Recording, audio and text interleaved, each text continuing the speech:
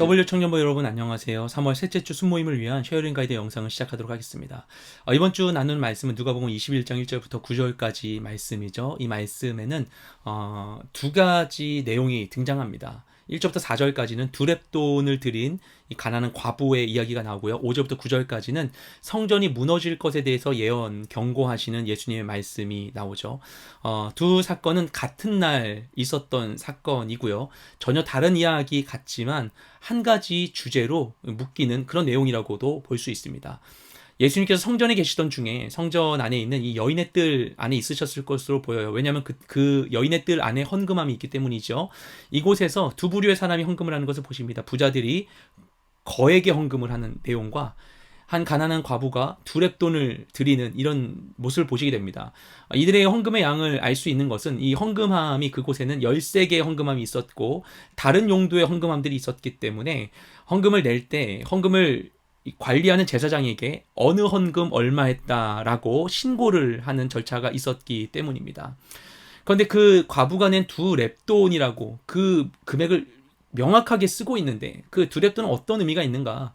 신약에 여러 화폐가 등장하는데요. 다양한 화폐들이 등장하는 이유는 그 당시 헬라에서 주조되었던 헬라의 이 화폐와 로마에서 주조한 로마 화폐와 원래 이스라엘 쓰는 유대 화폐가 함께 쓰이고 있었기 때문입니다. 그래서 예수님께서 성전에서 동전 바꾸는 자들의 상을 귀엽지 않으십니까? 이 환전이 있었기 때문이죠. 성전에 내는 성전세를 내는 이 화폐로의 환전이 있었기 때문입니다. 근데 그 가운데 이제 렙돈은 헬라 시대에 쓰인 헬라 문화권에 쓰이는 동전 중에 하나였어요. 그럼 그 렙돈의 가치는 얼마나 되는가? 그 당시에 이제 화폐의 단위를 우리가 짐작할 수 있게 도와주는 중요한 기준이 드라크마와 데나리온입니다. 드라크마, 데나리온은 각각 하루치 이 임금에 해당하는 그런 이 화폐였는데요.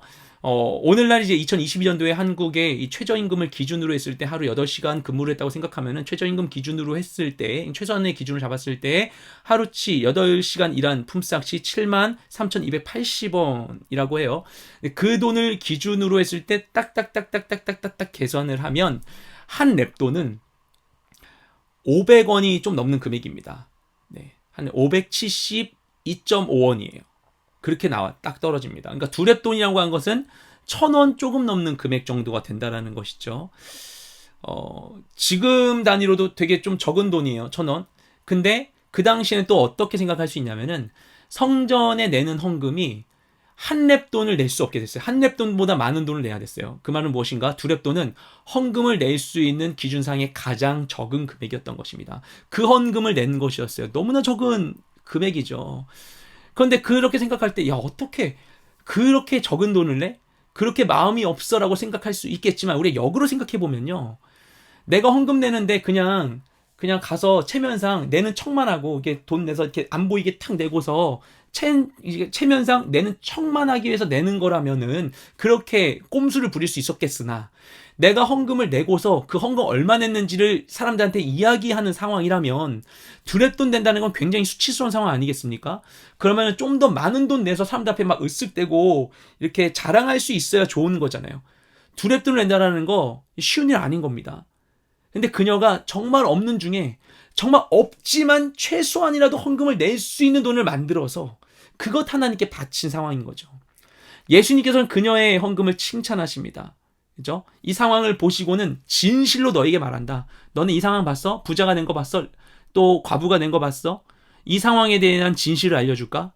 저 여인이 낸 것이 더 크다. 왜냐하면 저 여인은 자신의 가진 모든 것을 드렸기 때문이다. 중요한 것은 이 양에 있지 않다는 것이죠. 그 돈에 많고 적음에 있지 않다는 것이죠. 중요한 것은 어떤 마음을 드리고 있는가.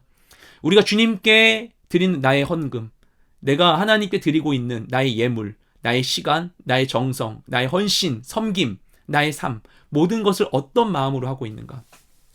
하나님께 정말 드리고자 하는 마음으로 아낌없이 내가 헌신하고 있는가? 이것이 그렇게 드려진 것이 하나님이 기쁘게 받으신 예물이라는 이야기입니다. 이어서 이제 5절부터 9절까지 말씀을 보면요. 이 당시에 세워졌던 이 헤롯이 지은 이 성전이 제2성전이 굉장히 거대한 위용을 자랑하는 이런 성전이었습니다. 그래서 당대 건축물 가운데 손꼽히는 건축물 중에 하나였다고 해요.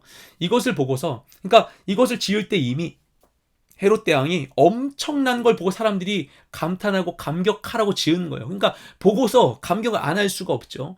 이것을 보고 제자들이 너무나 감격해서 대단하지 않습니까? 막 얘기를 한 겁니다. 좀 전에 보이는 것에 대해서 보이는 것을 이제 어떻게 받아들일 것인가에 대해서 예수님이 말씀하셨는데 또 이들은 보이는 것을 보고서 이렇게 평가하고 있었어요. 예수님이 얘기하시죠. 이것이 돌 위에 남지 않고 다 무너진 날이 올 것이다 라고 말씀하십니다. 그 말씀을 듣자 예루살렘 성전이 파괴돼? 여러분, 예루살렘 성전이 파괴된 사건이 놀라운 건 뭐냐면요, 예루살렘 성전이 파괴됐던 사건은 과거에 이스라엘이 멸망당했을 때 바벨론 포로로 끌려갈 때 있었던 사건이 솔로몬 성전의 파괴였습니다. 그러니까 예루살렘 성전의 파괴라고 하는 것은 유대인들한테 엄청난 사건이에요. 그러니까 이들이 한번 그런 게 역사적으로 있었기 때문에 주님, 그런 일이 있겠습니까? 언제 일어나겠습니까? 라고 물어봅니다.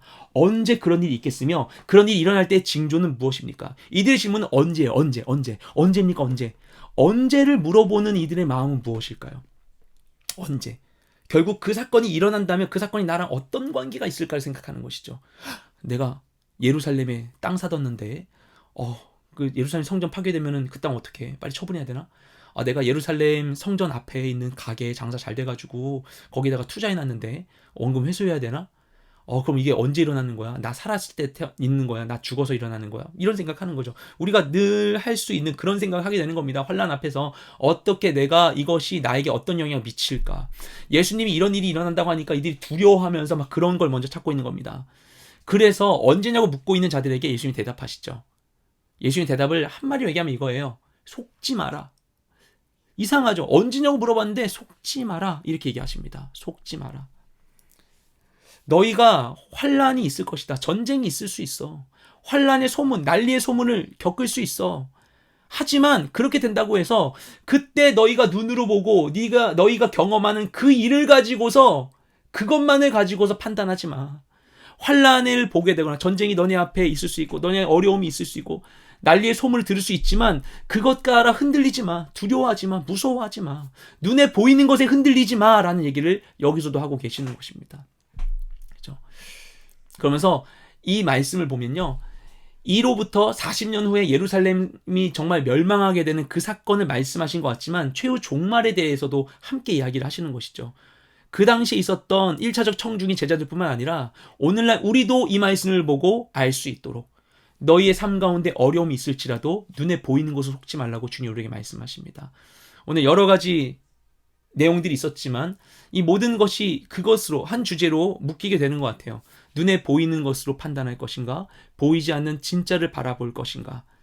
우리의 삶 가운데 일어나는 일들 가운데에서 당장에 있는 일들로 인해 마음이 흔들릴 때가 너무나 많이 있고 그것이 우리 마음에 영향을 미칠 때가 너무나 많이 있지만 보이는 것에 흔들리지 않고 보이지 않는 영원한 하나님 나라를 꿈꾸며 하루하루를 성실하게 주님께 온전한 헌신으로 올려드리며 살아가는 우리 모두가 되시기를 주님의 이름으로 축복드립니다. 은혜로운 순모임 되십시오.